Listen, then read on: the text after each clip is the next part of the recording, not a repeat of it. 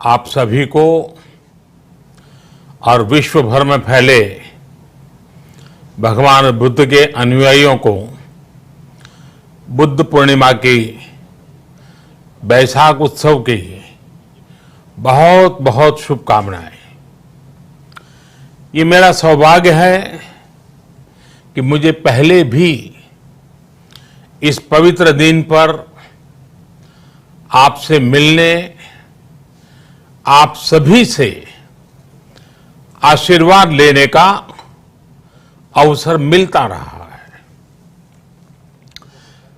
2015 और 2018 में दिल्ली में और साल 2017 में कोलंबो में मुझे इस कार्यक्रम से जुड़ने का, आपके बीच आने का मौका मिला था। हाँ, इस बार परिस्थितियां ही कुछ और हैं, इसलिए आमने सामने आकर के आपसे मुलाकात नहीं हो पा रही है। साथियों, भगवान बुद्ध का वचन है, मनोपुब्बम गमा धम्मा, मनोसेट्टा मनोमया, यानी धम्म मन से ही होता है, मन ही प्रधान है, सारी प्रवृत्तियों का अगुवा है। इसलिए आपका और मेरा मन का जो जुड़ाव है, उसके कारण सशरीर उपस्थिति की कभी उतनी महसूस नहीं होती। आपके बीच आना बहुत खुशी की बात होती, लेकिन अभी हालात हमें वो परमिट नहीं करते हैं और इसलिए दूर से ही टेक्नोलॉजी के माध्यम से आपने मुझे अपनी बात रखने का अवसर दिया। इससे बढ़कर के संतोष और क्या हो सकता है। साथियों, लॉकडाउन की इस विकट परिस्थितियों में भी वर्चुअल बैसाख बुद्ध पूर्णिमा दिवस समारोह, इसके इस आयोजन के लिए अंतर्राष्ट्रीय बौद्ध संघ प्रशंसा के पात्र है। आपके इस अभिनव प्रयास के कारण ही इस आयोजन में विश्व भर के लाखों अनुयायी एक दूसरे के साथ जुड़ रहे हैं।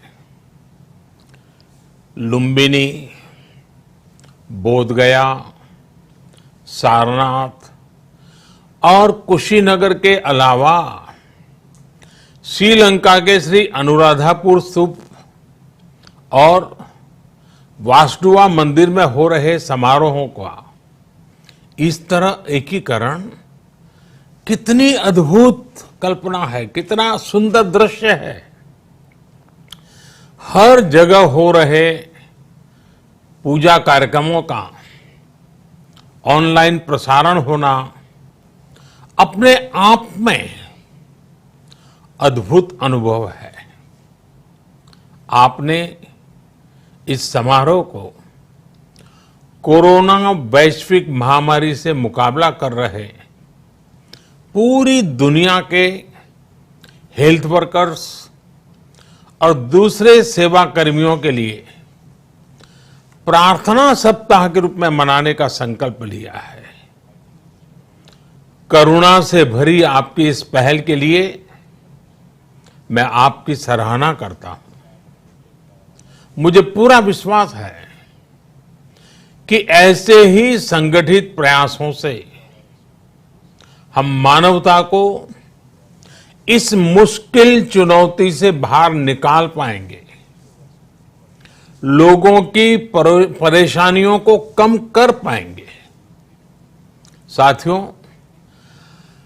प्रत्येक जीवन की मुश्किल को दूर करने के संदेश और संकल्प ने भारत की सभ्यता को, संस्कृति को हमेशा दिशा दिखाई है। भगवान बुद्ध ने भारत की संस्कृति और इस महान परंपरा को बहुत समृद्ध किया है। वो अपना दीपक स्वयं बने और अपनी जीवन यात्रा में दूसरों के जीवन को भी प्रकाशित करते रहे। और इसलिए बुद्ध किसी एक परिस्थिति तक सीमित नहीं है, किसी एक प्रसंग तक सीमित नहीं है।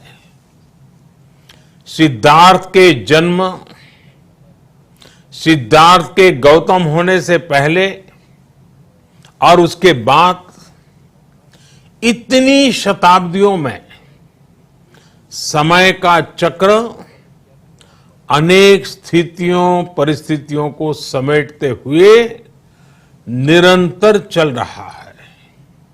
समय बदला, स्थिति बदली, समाज की व्यवस्थाएं बदली, लेकिन भगवान बुद्ध का संदेश हमारे जीवन में निरंतर प्रवाहमान रहा है।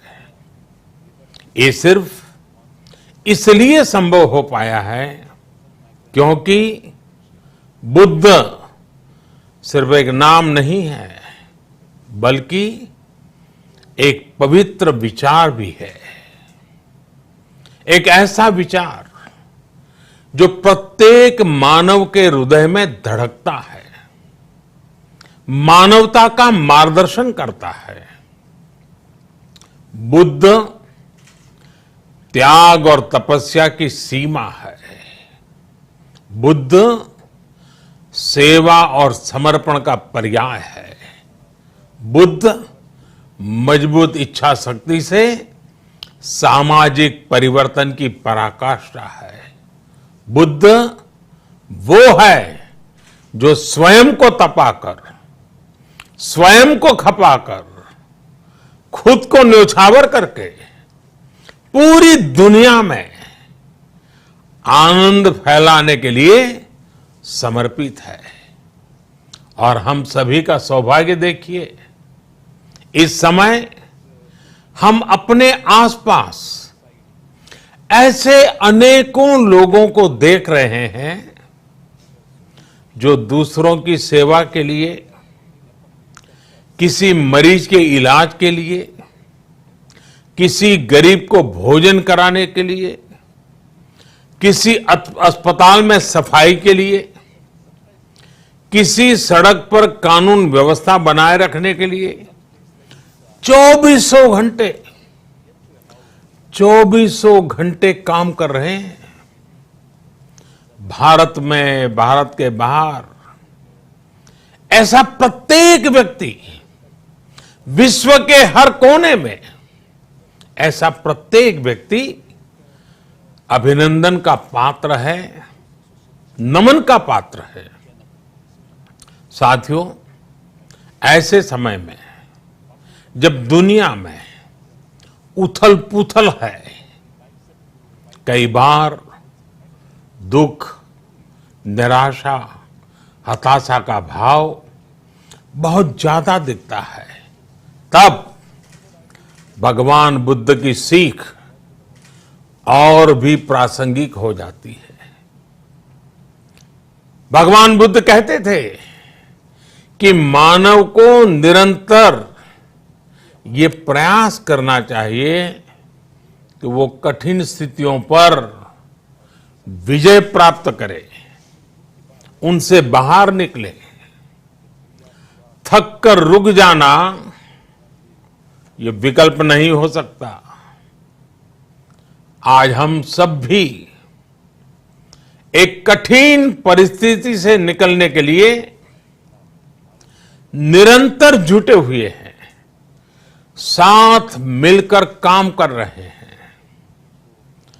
भगवान बुद्ध के बताए 4 सत्य, यानी दया, करुणा, सुख दुख के प्रति समभाव और जो जैसा है उसको उसी रूप में स्वीकारना, ये सत्य निरंतर भारत भूमि की प्रेरणा बने हुए है।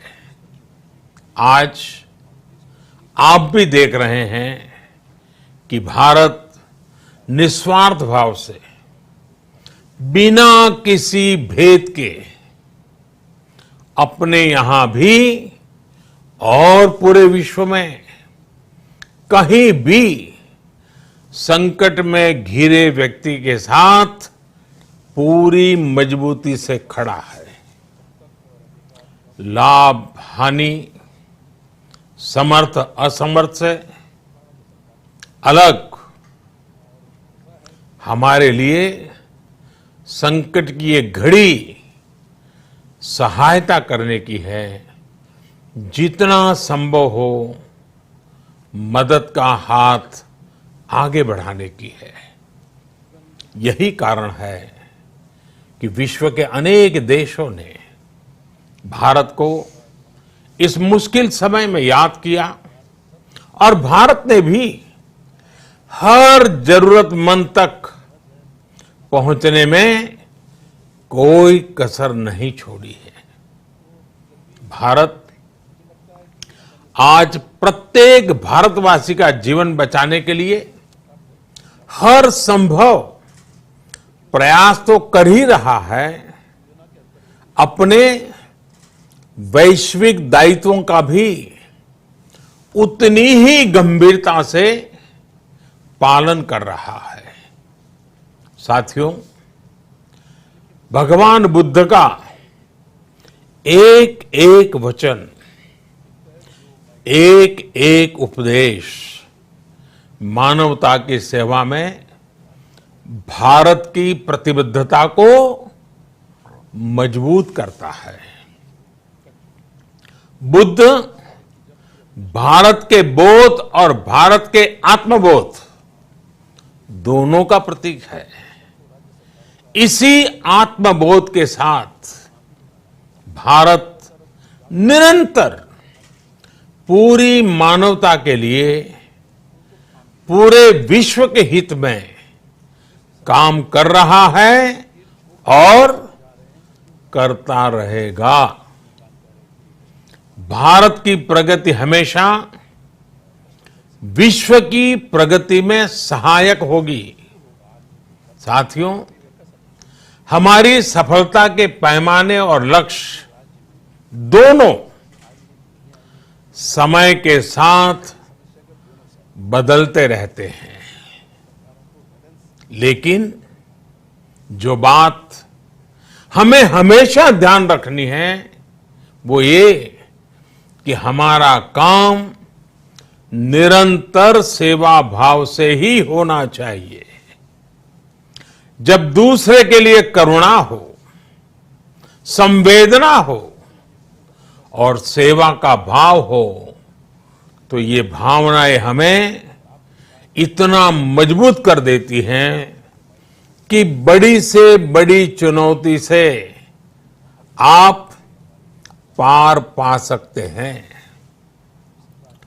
सुप्पबुद्धम पबुज्जन्ति सदा गौतम सावका, यानी जो दिन रात हर समय मानवता की सेवा में जुटे रहते हैं वही बुद्ध के सच्चे अनुयायी हैं।